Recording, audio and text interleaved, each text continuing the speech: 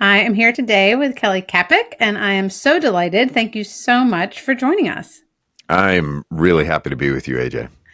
Well, you wrote a book a couple of years ago called You're Only Human: How Your Limits Reflect God's Design and Why That Is Good News. And I remember reading that title and reading that book, and it must have been in between podcast seasons or something that your book came out, because I did not have a conversation with you 3 years ago when it came out. And so I was really excited because recently you released a new book, and that book is called You Were Never Meant to Do It All, a 40-day devotional on the goodness of being human, which is kind of like a similar but slimmed down version of You're Only Human, which gave me an opportunity to reach out and have this conversation. So I'm thrilled. And Oh, the titles alone, I think, are intriguing mm, and perhaps invitational to people who are listening to this podcast. But I still thought we might start there and just ask you to give listeners a sense of the ideas that have animated both of these books and what's at the center. What are some of the themes that you're writing about, and why?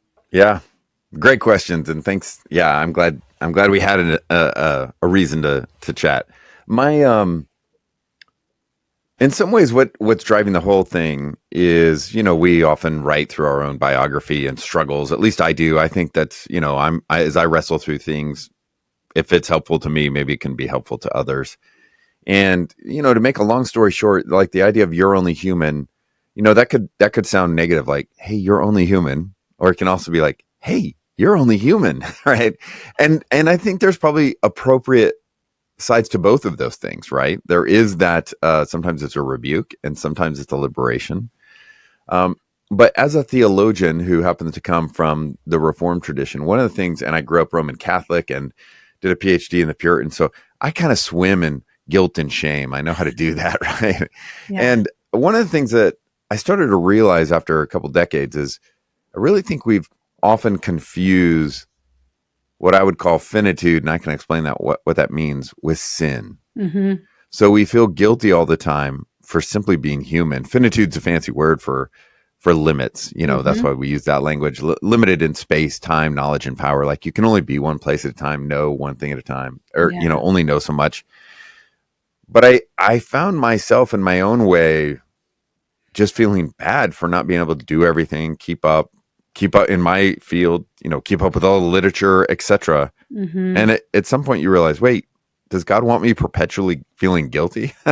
Or maybe we've misunderstood limits. So that's part of it. Maybe Yeah. that's at least a way in to start talking about it.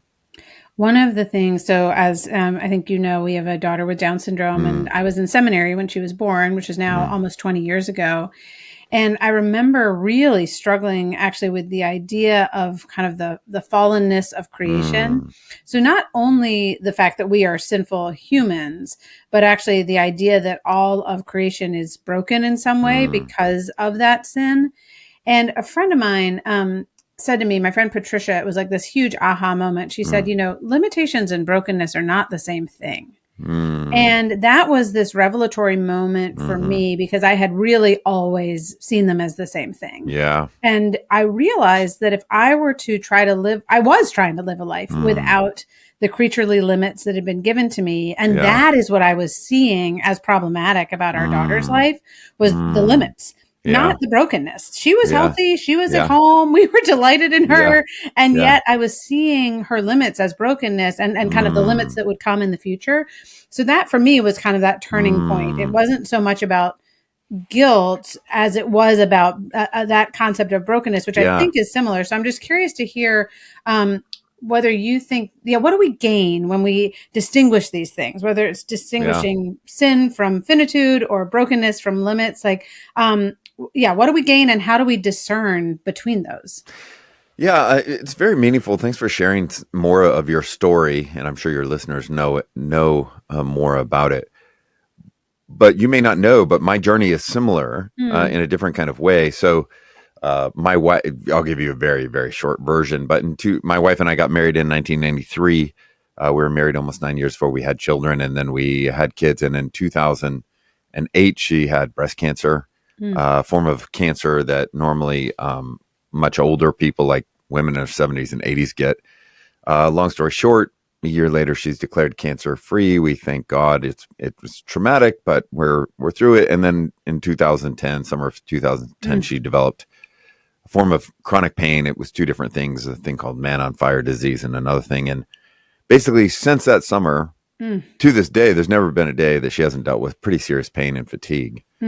And through her encouragement and an unexpected grant through the Templeton Foundation and stuff, I ended up doing research on suffering and wrote a book called Embodied Hope on the kind of a theological meditation on pain and suffering. And it was through wrestling through those things and lament and, like you said, the brokenness of the world. Yeah. And really being honest about things and not cheesy, like, hey, everything's good. That I finally felt after writing that and working through that, I could finally write about the goodness of being human. But it was like I had to think through the pain and get really honest about it. But then it liberated me to say, yeah, we do confuse these things all the time. Yeah. And so limits aren't just aren't a problem. There are problems and they are worth lamenting. But being a creature is not one of them. And so it sounds like same with you, where it was like we had to untangle those things. Yeah. Right. It's kind of like dyslexia and dysgraphia runs in my family. Well, I don't know. That could just be a different way God made us. There's not any moral weight to that. It's just we happen to live in a culture that really values reading and writing. But, but that we kind of get sloppy on some of those things, and it's worth thinking through. Thank you for that. And thank you for sharing from your own journey, because I do think when there is there's a depth to how we understand our humanity when we're able to both rejoice and celebrate in our creatureliness and also to lament the aspects of who we are and who our loved ones are that are painful and enduring. I think that the chronic pain that so many people endure is really worthy of lament, because it's just so hard for such a long time. I'm also struck that although you and I can both come at this with these very personal stories, you also would not have been asked to write a follow-up devotional book if there weren't a wide recognition that there was an audience for it, right? Like that people are actually needing this conversation. And I think I look on my bookshelf, I think about like the some of the books I've read in recent years by, is it Oliver Berkman? Is that his name? Yeah. Right. 4,000 Weeks. And yeah, exactly. So again, like really meditating on our mortality, on our humanity, on what it means to be creatures living in time. Although I don't know that he would call us creatures in the sense of, I don't know how much he thinks about a creator. Regardless, I'm curious if you've thought about why readers are really resonating with these themes and why we need these books right now. Like, what is it about our cultural moment that is actually crying out for these conversations? Yeah, no, it's a great question. I mean, and as you know, and you were kind of pointing at it, Oliver Berkman's fascinating as an example. He's not a person of faith, but he's very thoughtful. He's read like Augustine, and he's read these folks, even though he's not a person of faith. And his big aha moment, kind of researching 4,000 weeks, which is the average lifespan of someone in the Western world, was those of us in the time management industry are trying to convince people they're not mortal, right? And so you have lots of non-Christians where we can just feel it in our bodies that things are wrong. So you have this growth of kind of mindfulness practices and other things and breathing techniques. And I'm not against many of those things. I think for me, like breathing techniques can be very helpful. But it occurs to me that theologians have something to contribute here. Christianity does have a particular perspective. And with this ever increasing demand for more, right? We live in the Western world with this primacy of efficiency and productivity. Yeah. I think it's really affecting us. And so for me, people kind of can hear, yeah, you should slow down. We kind of say that. But the interesting thing is, but why? And from the theological perspective, we can have a healthy way of saying it doesn't have to be lazy, right? Laziness can be a problem. But this idea that you should be able to endlessly run is also a problem. And so I do think we can just feel it literally in our bodies, and we need help.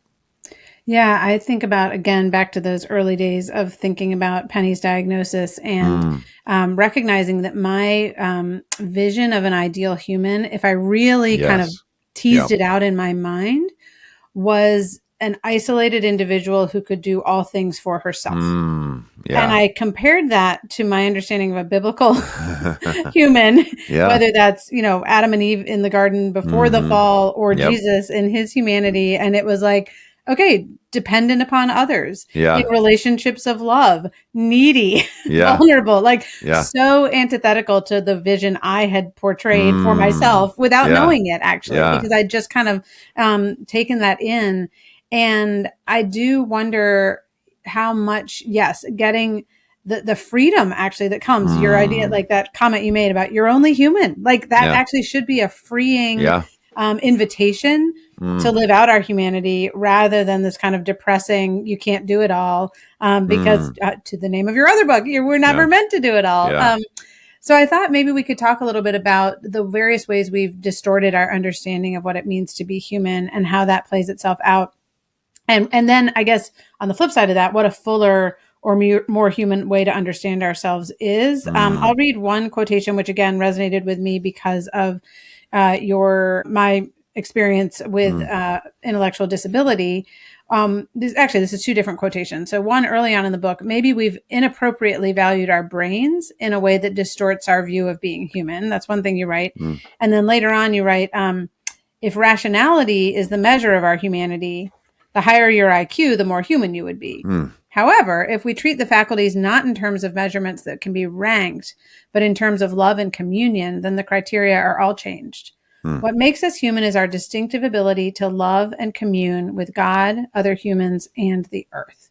So I wanted to just tease that out a little bit. So again, kind of what are the distortions we have in our humanity, but also what's the fullness?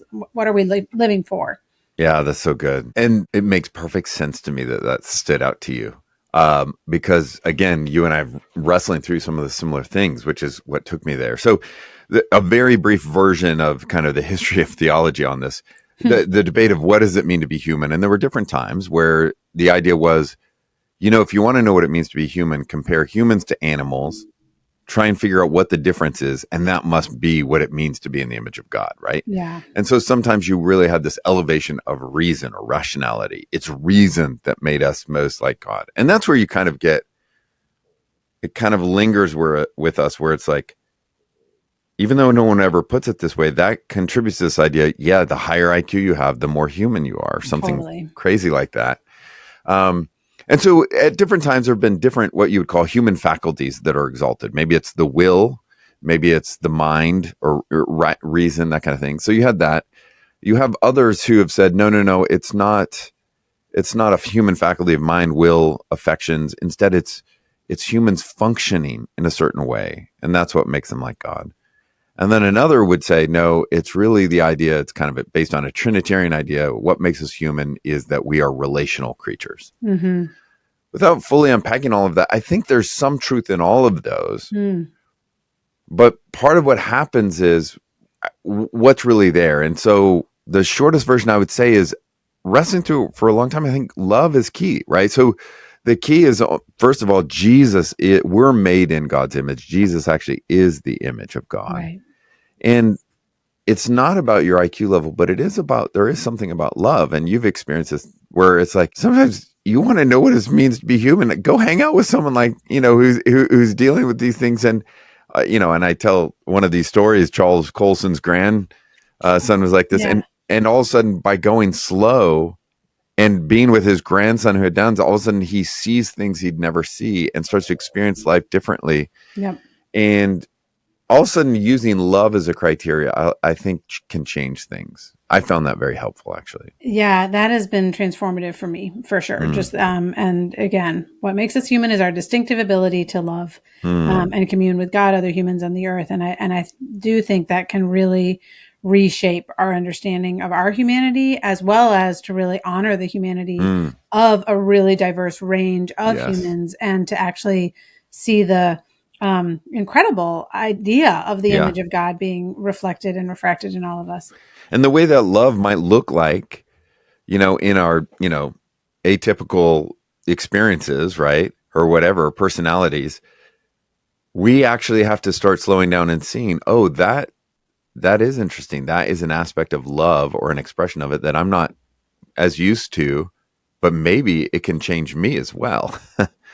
Totally. And in fact, for those of us who do use intelligence that gets really accoladed, affirmed through Yeah, our yeah. culture, and I think you and I, find ourselves in that place. Mm, There's, I think, like that is where my humanity gets distorted. And I, mm, again, realized this when Penny was first born, that I really did have a hierarchy of humans, and mm. she was not at the top of the heap. Sure. And I knew that was not That was true. That was wrong. not Yeah. good, but I had to confront it. Right. And Yep. I had to really be like, as much as now I don't think that way, that's how I've lived, Right. is as if there are certain people with more value than others. And Mm. in fact, what I need is people who don't have the same gifts Yes. and abilities that I do, in order to understand who God is more, in order to understand what it means to love. There's so much Yeah. that comes from that. And I think that goes a little bit to this idea of dependency.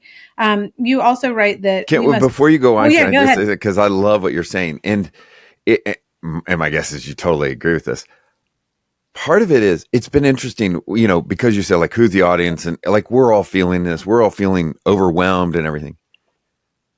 I've started to say, sometimes if this is a huge struggle for you, like it is most of us, go spend some time with people who move at a different pace, Yeah. and it will force you to reimagine life. And in many ways, I guess what I'm saying is I've learned by pointing people to those relationships, it actually can help them reconnect with their actual humanity, Right. which is counterintuitive and shows that we tend to treat folks as non-truly and fully human. And in practice, they are often the way to help us re-engage our humanity.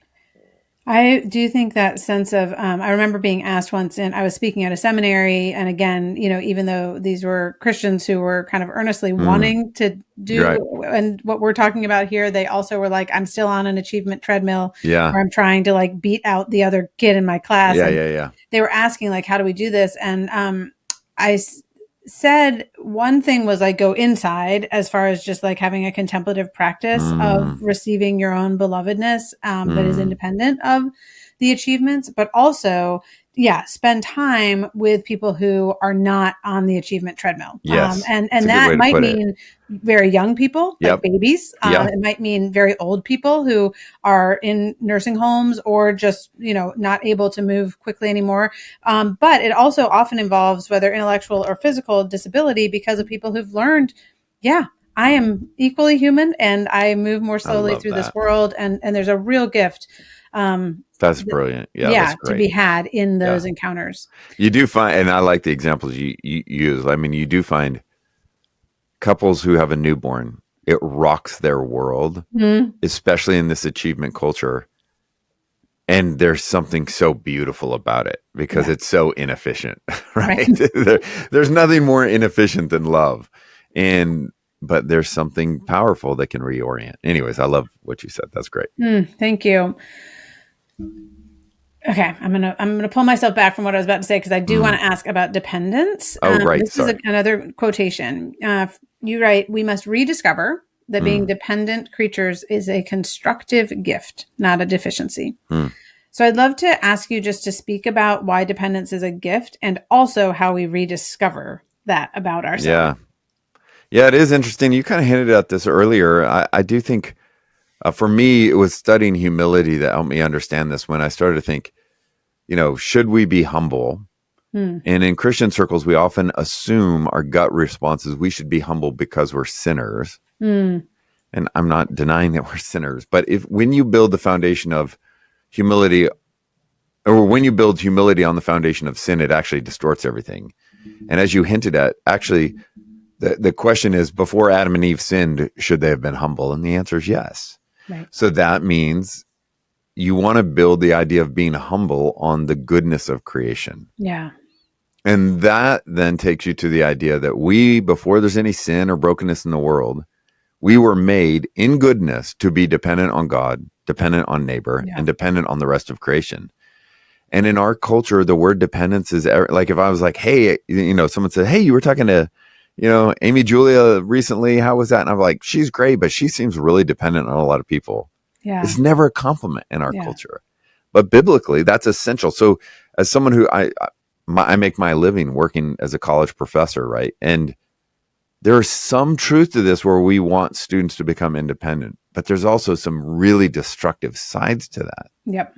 And so, how do you cultivate healthy dependence, which is central to Christian discipleship? Mm-hmm. And not just this mythical dependence on God. One of the ways we grow dependent on God is by depending on other people.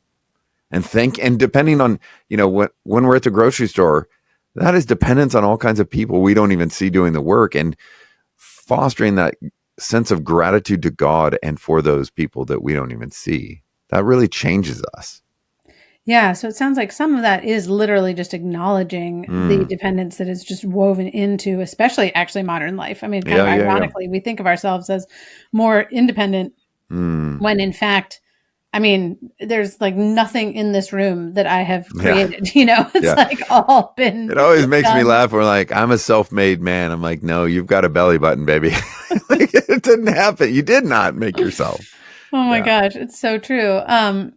And I also want to hone in for a minute. I want to get back to humility, but one of the things that also really I appreciated about your book was the reorientation. Instead of kind of starting with sin, starting with love. So not dismissing or diminishing the reality of sin in our humanity. And yet also you have a line where you just write about how God is not unable to be in the presence of sin. Sin doesn't want to be in the presence of God. Yeah. So it's like sin that is taking us away from God, not the other way around. Yeah. Well, I guess it is the other way around, in that God is taking us away from sin, but not scared to be there. In fact, what does Jesus do but come into sinful humanity, literally, and say, here I am among you. And I just think that is something for all of us that can prompt both that sense of like, it's okay to be dependent, and it's necessary to be grateful and humble, as you said too. And I loved what you wrote about humility. And you also write about kind of two different sides of humility, both what we think of as humility in terms of kind of understanding that I am not the be all and end all of the world. But you also write about pusillanimity. Am I pronouncing it correctly? It's like a new vocab word that I love. So will you speak to that a little bit, like the other side of humility that's equally problematic? Yeah, it is interesting. I love that you brought that up. It is interesting that there are two sides, right? There is the side of humility where you think you're too grand and you're undermining your humility. Basically, it's you start to think that you have powers that you don't, and that undermines humility is a problem. But like in the medieval period, Thomas Aquinas, a great theologian, talked about, don't miss the other side. The other side is God has actually given you gifts. And when you have gifts and you don't cultivate and use those gifts, that is anti-humility, right? Because it is saying you have gifts and you're not believing or trusting God with those gifts, and you're hiding them, right? And it's kind of like, and we train people this way.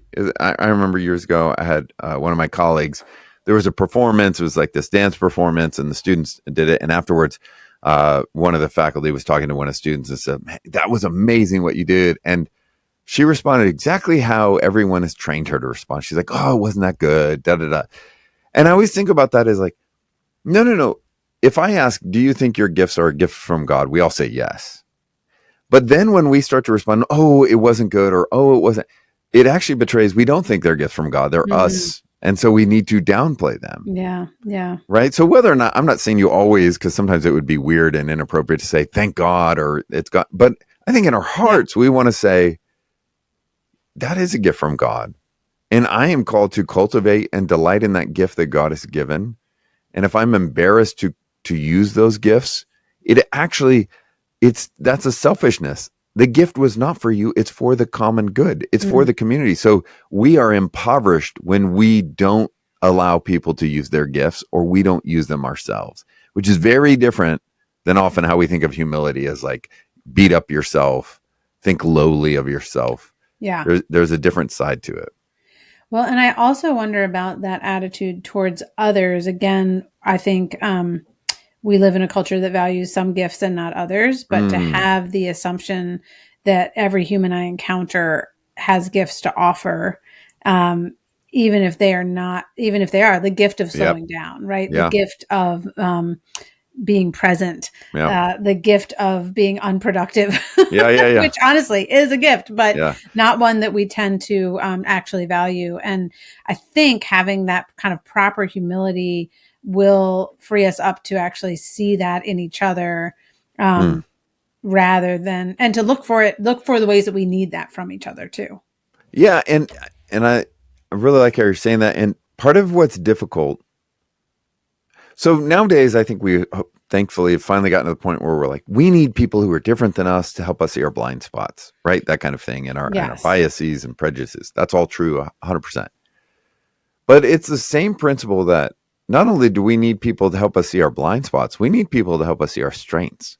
Mm. Because our strengths often, it's not that we don't have to work at them, but they come more naturally. Yeah. Like if you work really well with children, Yep. you will assume everybody does, Yes. right? If you are more quick to give words of encouragement or whatever, we tend to default and say, "Oh, I assume everyone is like that," and they're actually not.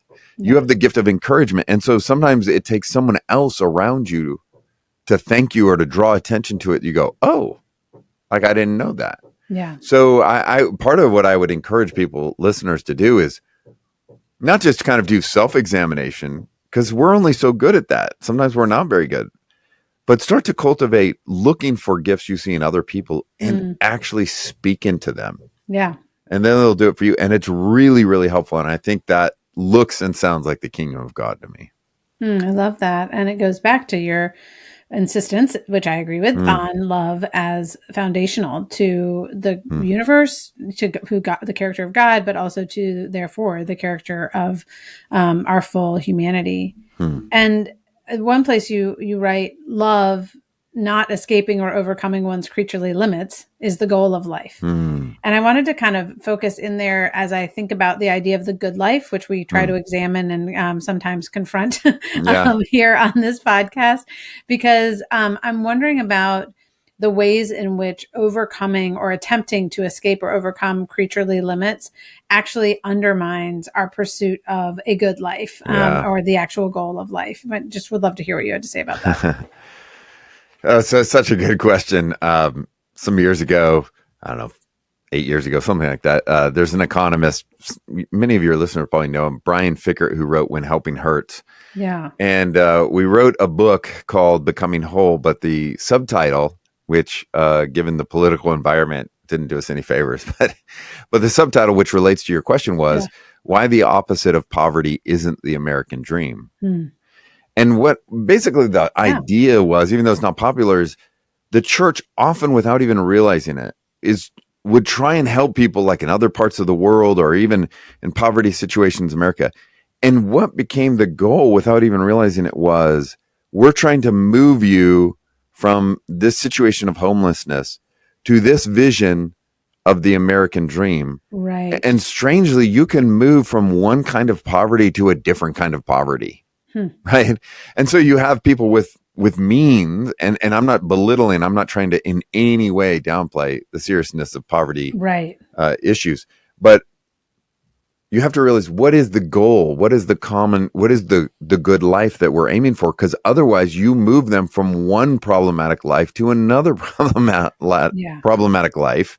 And so I do think it's very interesting to slow down, have conversations with your kids. Like, what is the good life? I found myself, I was surprised when my kids first started going to college. I teach at a liberal arts college, Christian college. I value all the right things. And then all of a sudden, when it's my own kids, all of a sudden I thought, wow, there's stuff in me that I can't believe how much I really want them to make money Mm. in ways that were very uncomfortable, and I had to work through. And Hmm. I had to, I'm not against people making money. That's not the point. But all of the sudden, I was exposed, my heart exposed me to, despite what I think is the good life, and what I was really thinking was this money thing. And so to reimagine, like, no, that, and you see this happen all the time, where as parents, we're like, no, we really want our kids to love God and we want them to serve their community and stuff. But actually, all the choices we're making very often show that's not the good life what we think. It Right. is about financial success. It is about this Mm-hmm. kind of thing. And often the practices we're doing and the values we have are undermining what as Christians we think the good life is. I remember when there was a happiness report, like a global happiness Oh report yeah. that came Yeah. out a couple months Yep. ago. And I remember looking at it and seeing that Americans make, on average, so much more money Yeah. than anyone else, any Massive. other Yep. country. I mean, it's like Yep. tens of thousands of dollars on Yep. average than any other Yep. developed, not, less Yep. developed, whatever. And we are smack in the middle of happiness. It's not like Yep. we're terribly unhappy, Right. but we are by no means off the charts Yep. happy. And I kind of was struck by two things there. One was that sense that we know, that happiness and money are not the same thing. But it also made me wonder whether Americans actually want money more than they want happiness. Yeah. That actually is how we've structured a lot of our relationships, a lot of our time, Yeah. a lot of our days is in the pursuit of whatever we think comes with money, whether that is like the, fun, fancy thing, or Right. if it's just the sense of security and stability or prestige. I don't know.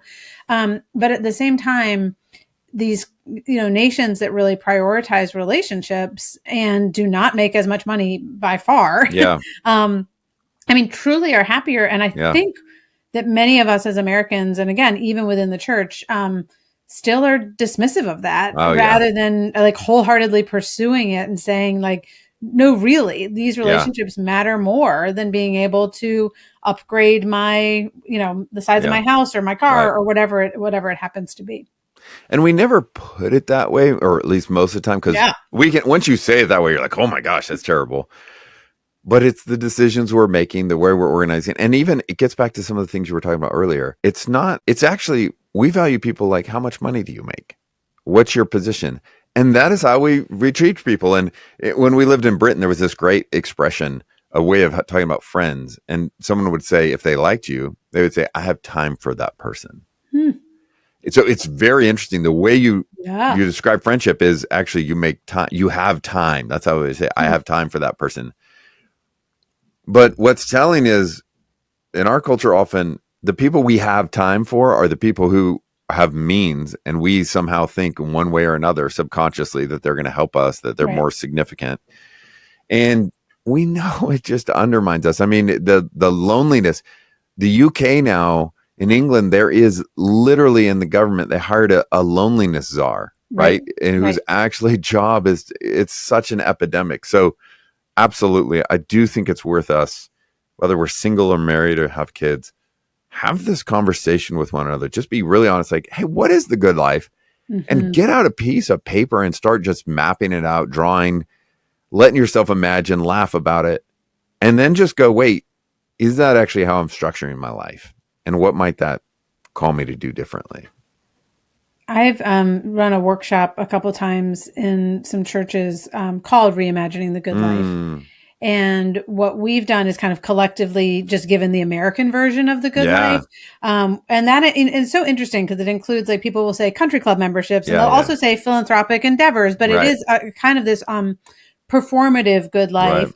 And then we read the Beatitudes and contrast what Jesus says the good life is and talk about that, because I'm like, I am right here in the middle of trying to figure this out. And I, like a nice dinner as much as the next person. And yet I also have, I think, by the gift of having our daughter and other experiences in my life, have encountered a different good life, right? That I do think is what Jesus wants for us, like that encounter with a spiritual reality, with a reality of God as love and us as creatures who get to participate in love here on this earth. And then that as a real gift that's very, very different than what our culture tells us to strive for. Yeah. And it's interesting, when you start talking this way, people are like, are you guys advocating for sloth or something? Or do you just think we don't have to work? No, actually, Christian vision is human work really matters to God and to us. It's really good. Yeah. And, 6 days we work and 1 day we rest, right? But what we have to do is think, what does that actually mean? And one of the things that's happened to us is now, quote unquote, work is equated. We can't even help it. When we hear the word work, we think paid employment. Yeah. So, when you're spending time with your daughter, well, if you ain't getting paid, it's not work. And then Mm-hmm. we try and say, well, you're, stay home parents. That's really valuable. But you can just feel like, no, you guys don't actually think that.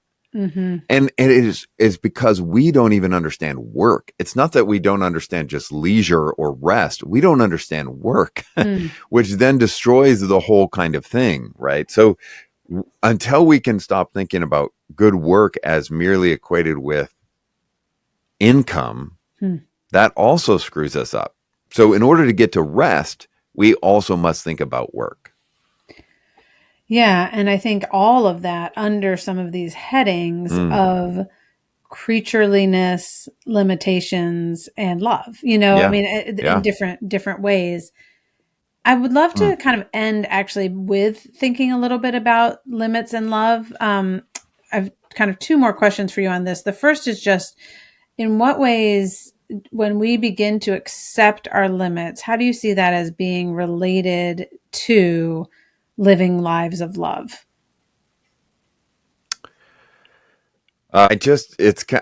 We hinted at some of this earlier, but I just find efficiency and productivity not 100% of the time, but so often undermine love. Hmm. And to Yeah. really love something or someone, like the most inefficient thing you can do is love, right? Have a Okay. baby Yeah. and your life is, or get a puppy, right? All of these things are very inefficient. And until we start to say these things that make demands on us and slow us down or require, they often don't even necessarily slow us down. I mean, I don't always know that, parents feel like they're going slow, but they reorient us and Hmm. and and change what it means to be attentive, um, to look at a face, to stare at, like, parents can't of a newborn can't help but just spend time looking at the face of their Yeah. infant. And we know now in human development how meaningful it is for a child to look at the face or to feel the touch of a parent. Hmm. And you can't rush that. Right. And I just think there's something very beautiful in the way God made us, and trying to learn to embrace that. I almost said this earlier, and I've probably said it here before, Mm, but I return so frequently in my mind to 1 Corinthians 13, where Paul says, the first thing, love is patient. And I think that mm, really underscores what you were just saying, that there's no rushing it and mm, there's no way to do it efficiently. mm, But there's also just this truth to patient love that actually is very, very enduring. mm. I'd love to just end with thinking about any practices that might help us in this, help us both Yeah, in the accepting limitations and living in love. I think we've named a few as far as kind of acknowledging yeah. practices of gratitude and acknowledging those who have that we're dependent upon that we don't even see. But I'm curious if there are other practices that you have or that you've seen other people Mm. employ that help us accept limits and live Yeah, in. I mean, you just mentioned one, but I'd like to make sure, really, for me, the practice of gratitude and lament are Hmm. two sides of the same coin. And it's a little counterintuitive, but the idea of lament, which often sounds very unspiritual, like, where were you, God? Why are you? Actually, all of those questions, and as like 35% of the Psalms are lament, Right. right? So the practice of lament, even though it sounds like you're not trusting God, the reason why you're lamenting is you can't control it. And you're going to the one who is the sovereign king who's supposed to be loving.